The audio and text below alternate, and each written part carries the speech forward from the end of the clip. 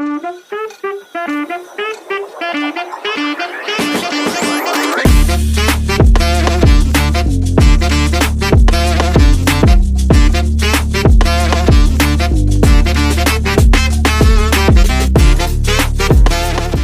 everyone, welcome to Life Unlocked podcast, and I am your host Lucy Odeko.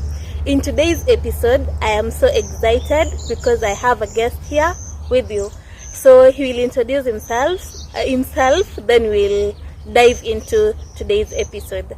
So welcome once again, and hi. Hi. You can introduce yourself, your name, what you do. Yes. Okay, my name is Khenry Awilli. I am a musician and also a journalist, and I think I'm also a business person. You think? You're not sure? Yeah, because I'm starting, you know. Okay. So, yeah. So Awilli, that is the name you prefer me calling you? Yeah. You can call me Awilli. That one is. Yeah, it's much more easier for me to hear it more than calling me Henry. Is it your artist name or? No, it's not my artist name. Okay. It's my third name.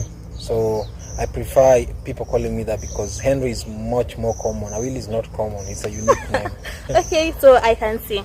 So if I recall, where did we meet? There was this event at CBO, a certain CBO, and I met you, and you see the way you are jovial. Yes, of course. And, through interactions and how we were so much talkative. I think I'm talkative. Yes, you are. I think that is why we became friends. Yeah, too. And so that is how I started getting much to know you, and here we are. Oh, yeah, sure. Yeah. This is what life unfolds. Yeah. So here we are today in Dear Future Me. I hope you're very ready. I'm much ready. Okay. I was born ready. Okay, so whenever you are ready, so you can just read the letter. Okay. Yes. I'm ready. Dear future me, I sit here reflecting on my journey. I'm filled with curiosity and anticipation for what lies ahead. When I was 10 years old, I admired popular journalists, business people, and musicians. These individuals inspired me with their talent, determination, and success. I wonder if those early influences still resonate with you today. That is me. Have you pursued any paths that align with those early aspirations? Right now, my goals are to have my own music band, have my media team on online TV, same as you, to help me advance in career, explore creative passions, build meaningful relationships, and continue learning and growing. I've achieved these ambitions. Have new priorities taken their place. Sorry, I think I missed that. Have you achieved these ambitions? That is, I'm asking myself. Or have I new priorities taken this place? Whatever direction life has taken me, I hope I have found fulfillment and joy in my pursuits. I am currently focusing on staying healthy, reading more, developing new skills, and staying connected with loved ones. These daily habits they're building my blocks of meaningful life, and I hope I've found a balance, and that brings me happiness and well-being. Reflecting on admiration I had for those journalists, business leaders, and musicians, I hope I have carved out my own path that I'm proud of. More than anything, I hope I am contented and at peace with where I am. Life is a journey filled with unexpected twists and turns, but I trust that I have navigated it with resilience and wisdom. Being kind to myself, stay curious, and never stop striving for my dreams. And lastly, taking a moment to look back at how far I've come. I celebrate my achievements, learn from my experiences, and continuing to grow. And then the future, endless possibilities. I am excited to see where it takes me, actually. Thank you. And best wishes to me, Khenry Awilli. Wow, best wishes to you, Khenry Awilli.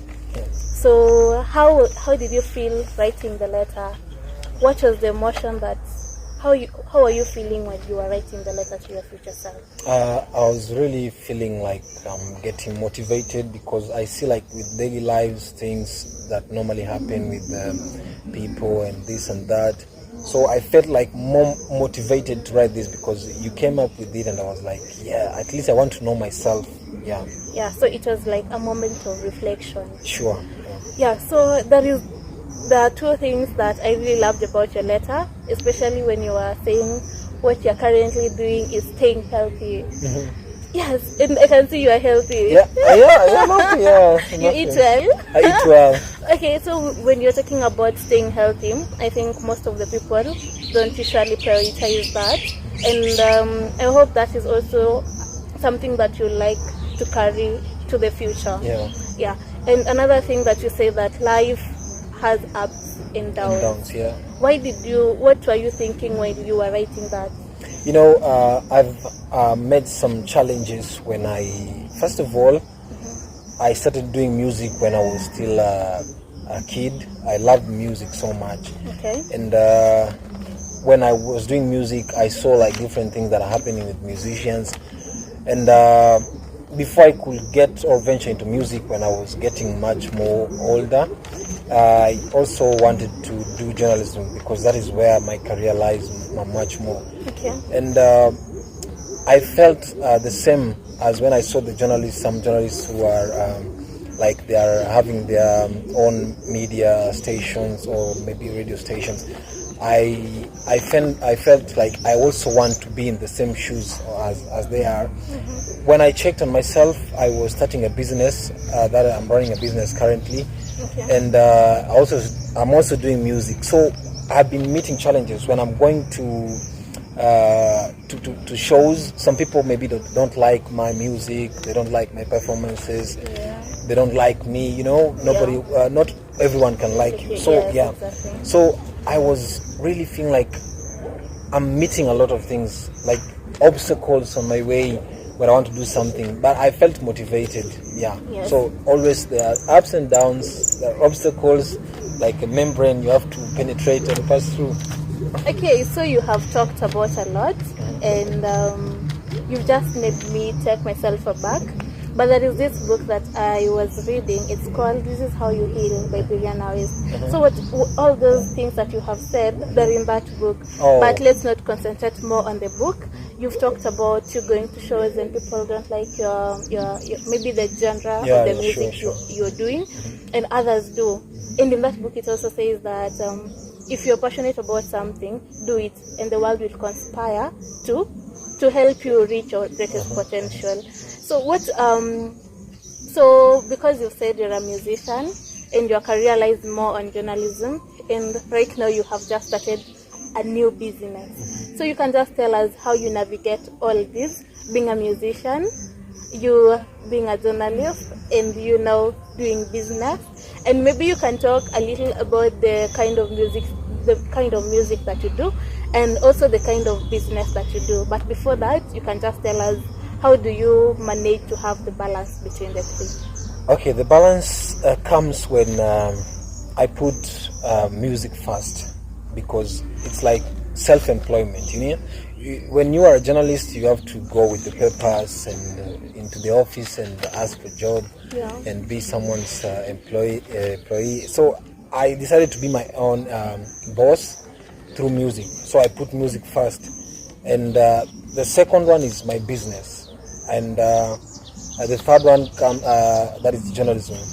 The reason why I put music first, because I really found that I have been having so many opportunities with live performances, with collaborations, with some music trainings, and these things have been helping me to grow into another level.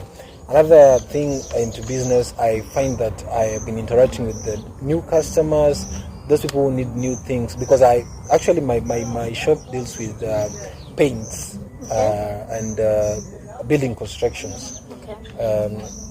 So I've been seeing like I have to put it second, because I can sometimes lock my shop and I go to music. I attend music, and after that it's something. It's like a passion. You see, Yeah. it's something that you feel.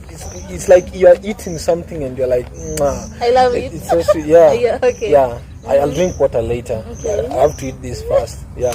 And then now journalism, I started doing them small interviews, but I didn't feel like I'm much into it. I don't know why, because I feel like being employed is somehow, I don't know, what can I describe it, but not badly. I've been employed once as in a radio station, in our local radio station, but I didn't stay there for long due to I don't know how to handle pressure. Okay. That's the reason why I feel like I have to do business, I have to do music, and now I have to balance them. So even if journalism is coming last, I'm feeling much better. Okay. Yeah, I do gospel. I do gospel. For those people who don't know, I do urban gospel. That's what I started with, and now I'm doing like local, in my local language, because people have been asking like, why can't you sing in Luo? Why can't you sing so that other grannies? Yeah. So currently I'm doing that. You're embracing your culture. Exactly. Okay, so you can just tell us if you have a social media handle or where they can get your music, so that, because I know some of them love gospel. Yeah. Yes. If not all, so you can talk about that. My social media handles everywhere: Twitter, Facebook, Instagram, LinkedIn. It's just Khenry_artist. Every platform is Khenry_artist. When you go to Spotify, you go to Boomplay, you can get my music there. Even in Boomplay. Yeah, Oh, Boomplay, that's Spotify, Apple Tune. You can use even my music and like stories on Instagram, Facebook, and also TikTok. Every platform is just Khenry_artist, and also YouTube is Khenry_artist official. Okay, so you have a channel. Yeah, I have a channel. Okay, that is up and running. Okay, we'll be there to listen more. And now you were talking about you being young. So what message can you give to that younger self? An advice that you can just give to your younger self right now, you looking back, seeing the journalist you are admiring, you are having a TV, you being a musician. What can you tell your younger self right now that you have grown and you have at least experienced life and seen what it brings? Okay, my younger self is like, I love to say, like, whenever you really see something and you feel like you're motivated with it, you have to keep it going, no matter what. Because you see, when you doubt yourself, you're not going to be in a level that, like, currently I am in. If I could have doubted myself, like, I cannot do this, I can't, I have to go with one. No, you have to try and be a multitasker. That's why I was so much motivated with the age when I used to see these people. The businessman that I used to see was I don't know if people know him. Is this guy just from my village? They call him Okelo. Currently, he's really constructing a story house building. Yeah, with 2 floors. Okay. So through business, and I was like, yeah, that's what I wanted. Because before I used to see him driving like this car called Passat, and currently he's now building. It's almost finishing. It's a very big house, and I was like, yeah, that's the way I want to go. And also in music, the person who motivated me in music, I used to see Suzanne Owio. Suzanne Owio when I was young. Itera Diane Kisumo. So the songs were like, yeah, the songs that people are still singing it, and I also felt like, yeah, I also want to be in this way. I don't want to fade when it comes to music, because you see, Suzanne Owio is still there. Yeah. He started singing when I was young, even when some people are still young, and we And still they listen love to we still listen to the same song. Yeah, it doesn't fade. Yeah. So, and when it comes to journalism, I felt motivated with Rashid Abdallah. When he started with the small radio station, that is QFM, and then until he became, now he's an anchor in Citizen. Yeah, you see, it's something that made me feel like what can I do? I can do anything. Yeah, sure. Yeah. Provided I motivate myself and keep on pushing. And also I have to pray. Remember? But of course, putting God first. Yeah, true. So I have just learned that when you were young, you had this vision because you were seeing that businessman and you're like, this is what I want. So it means you are so visionary when you were still young. And I love that. I didn't know that about you. Thank you. Yeah, and so because you are now venturing into music, how did your parents take that? Because as you were growing, people were like, you can't be a musician. If you tell your mom, I want to be a musician, it was like, no, music was not something. I am not taking you to school to study music. It was, you either study medicine, you be a doctor, or you go be a nurse, or you be an engineer. You see the big courses that people talk about. So how did your parents take that? And did you get support system from them, or it was now you and what you love, and this is what I have to do because this is what I want? Actually, it was a tough decision because when I started telling the family that I want to start doing music, that was when I was in class 8 now. I was really serious. Class 8? Yeah, I was having a book. Class 8 and you want to be a musician? Yeah, I was having a book. I've already written some songs, and I was like, yeah, this is the way. This is what I want to do. And what encouraged me when I was in class 8, I was given this post of a spiritual leader. I was like, yeah. So opportunity when people are going to PPI, and I was like, yeah. You're the one singing. I'm the one, yeah. So when I went and told them, they were like, come on, you're not serious. You have to finish your school. You have to go. Class 8. Yeah. But that was the wrong timing. And I know, but something that is new, you remember? But you just know African parents. Yeah, they were like, no, not now. Until you do your 4th is when you can now do music. I was like, come on, stop disappointing me. And then later I realized, like, okay, let me just do what they want because I have no money. Yes. I'll have to. I'm still under. Yeah, sure. I was like, okay. I'll just have to do what they want. I kept my book.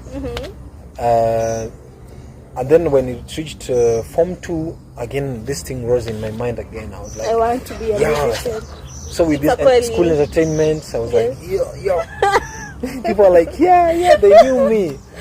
No, they were motivating you. So I again went back home. They found my book that I wrote music. Actually, the latest book, and it was like, hey. Again, I'm going to keep this book until you finish Form 4. Focus on education first. I was like, okay, let it be. And then I did my 4th. And then after doing my 4th, now I relaxed. I wanted to hear what they could say. If they were really, they wanted to support me by the way they said. And then it happened. They were like, nowadays don't sing. Why don't you ask for your book that I took? That's my mom.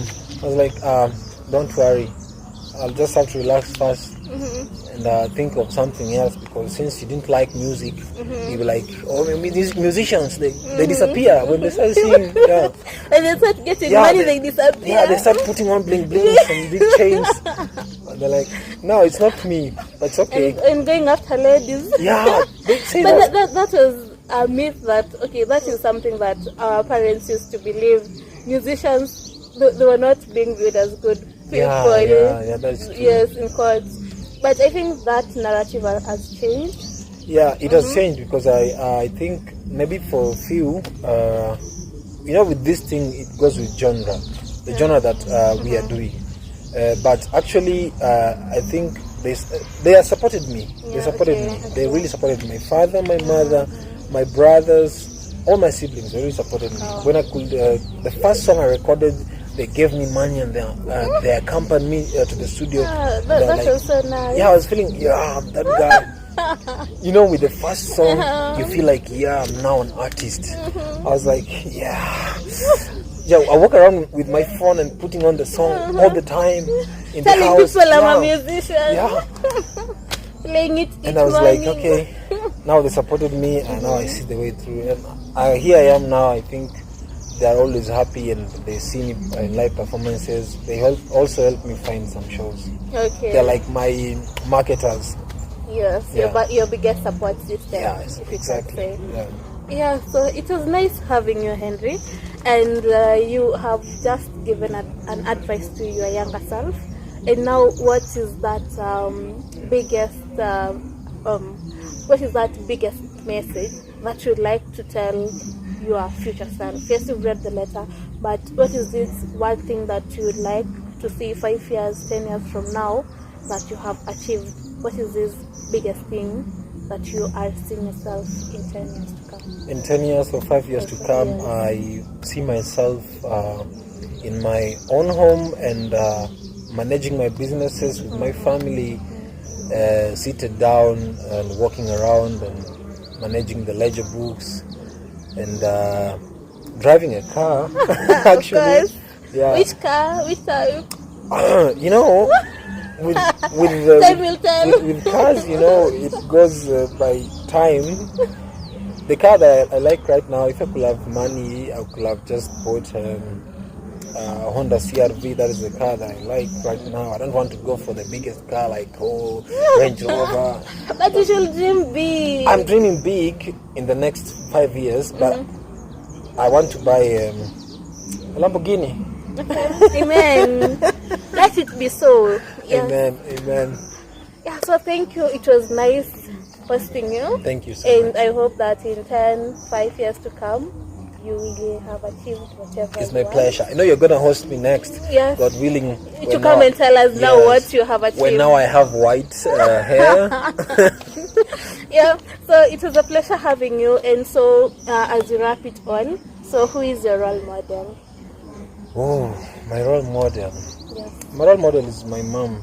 The reason why my mom is so much strict and he doesn't like joking around when it is not time for jokes. Okay. Because I've been so much close to her and I know. So my role model is my mom. Always. Yeah, so thank you, Mama Henry. I think you have seen him and you are his role model. So thank you guys for joining. Thank you for tuning in to Life Unlocked. So I am your host. If you are new here, kindly subscribe to my channel, and if you're my returning subscriber, see you until next time.